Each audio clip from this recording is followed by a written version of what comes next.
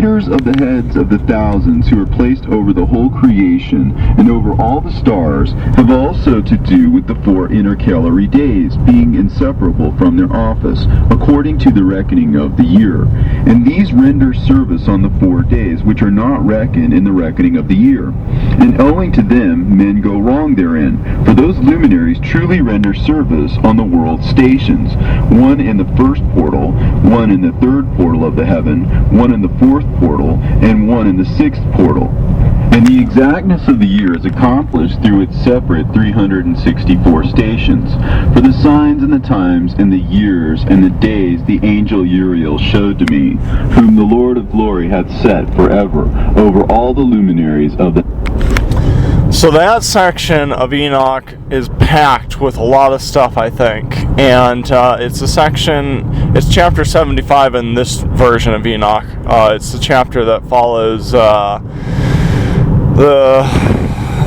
chapter that talks about how the moon sets with the sun.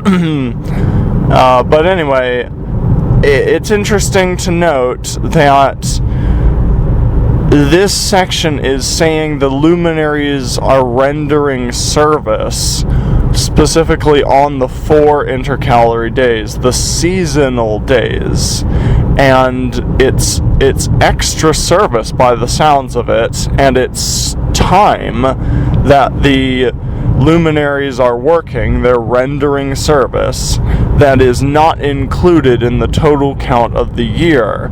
So you have to realize, modern science is talking about 365.24, but Enoch, you see this 364 a lot.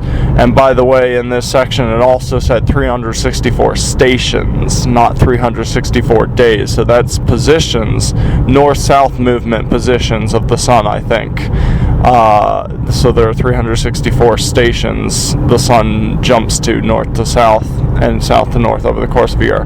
But anyway, modern science says 365.24 or whatever. And Enoch is, saying 364, and it's like, what's going on here? But this section here, and in the previous chapter, where it talks about the overplus of the days and the accrual of the days, it makes it sound like there's this extra 1.2 days. I have a different video where I talk about that accrual, but it sounds like 1.2 days of accrual. I recommend you check out my video, Where Does Time Begin, that kind of shows how the Creator's international dateline might potentially be jumping. It's not in one place like the international dateline we have that prevails in modern science today. That's all squiggly and totally man-made. But anyway, this chapter is talking about extra time that the luminaries are rendering service, specifically on the 4 seasonal days, the equinoxes and the solstices. And I just want to say, I think that it has a lot of potential to be to make up the difference between the 364 and the 365.24 or whatever, and it has a lot to potentially do with what I've been calling sign days, or the duration of a sign day. And I'll try and have a link at the end of this video for a video where I talk about that. But essentially, there's special signs. The Genesis 1:14 said the luminaries were for signs, and I think they work together to give signs, but I also think on individually they can give signs too. In the sun, for example, on the solstice events we see the sun hit an extreme position, north and south position, and then on the equinox events it seems there might be something with a straight line pattern. I'm not exactly sure if that necessarily declares the day of the equinox anywhere other than the equator, but it is still a phenomenon that's interesting to observe around the world. But the point is, this phenomenon that the sun gives specifically on the seasonal days. Okay, that's interesting. Just had a thought. But it seems everyone around the world might need to have the opportunity to see these signs. So if there is a sign given by the sun or the moon, or both of them together, it seems they have to hold their position. And I think the big signs that the luminaries give, sun and moon, is the portal alignment that we read about in Enoch, and it's this shifting north to south over the course of a year that is very subtle, that people, I guess, a lot of people probably don't notice. But where's I going with that? The signs, though, for everyone around the earth to see, have the opportunity to see these signs, it almost seems like they need to hold their course on these sign days. Like it seems like it's a constant shift for the rest of the year, the other 364, 365 days or whatever.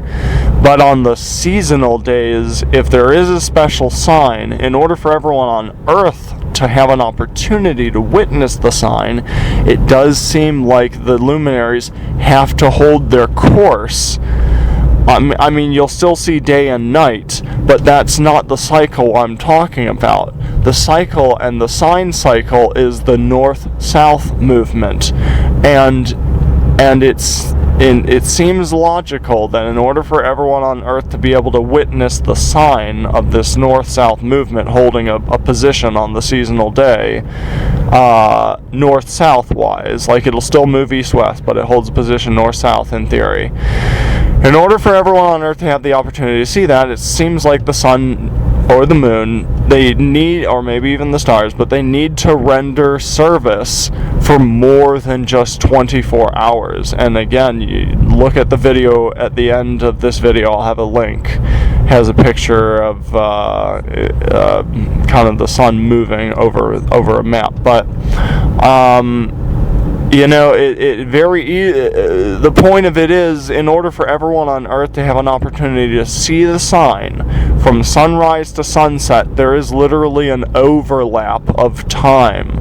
It takes more than 24 hours for everyone on Earth to be afforded the opportunity to see these signs. And yes, the days are just normal, like you know, sunrises and sunsets, that nothing pauses with that.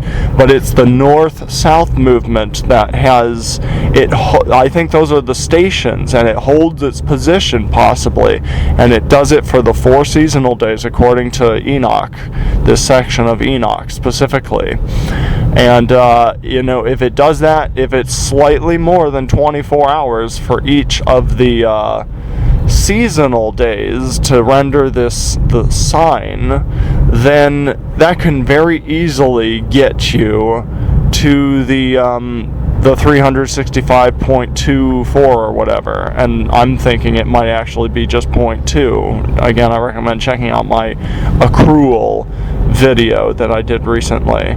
But that's just food for thought. A lot of this is still theoretical. You know, we have a lot of translational work to verify and a lot of observational data to collect and kind of analyze. But preliminarily, it does look like that could make a lot of sense for this section of Enoch. It says there's, it's preceded by the chapter talking about the overplus and the accrual of the sun, which makes sense, that question of where time begins. I recommend you check that video on YouTube, my YouTube channel. But then the rendering service part has to do with the duration of a sign day, I think, and the opportunity everyone around the earth needs to be able to see the sign. It just can't happen in one place. Everyone on earth needs, I think it seems very logical that they need to have the opportunity to see the sign. And in order for that to happen, it needs to be more than 24 hours, and I recommend you look at a map to see that. It's if you look at the earth and from the creator's perspective, you can see this. Like it just takes more than 24 hours for a sign day to occur for everyone, because you just think everyone on earth needs to see the sign from sunrise to sunset. So how much movement does the sun need to move in order for everyone on earth to have the opportunity to see a full sunrise and a full sunset? That is more than 24 hours. And so food for thought. Let me know your thoughts, and I hope you join us for this upcoming fall equinox study we're going to be doing. I've got a series on that, and we're starting to prep for that, so I hope you take part in that. Shalom, and may Abba bless as you continually seek His truth and love with a pure heart.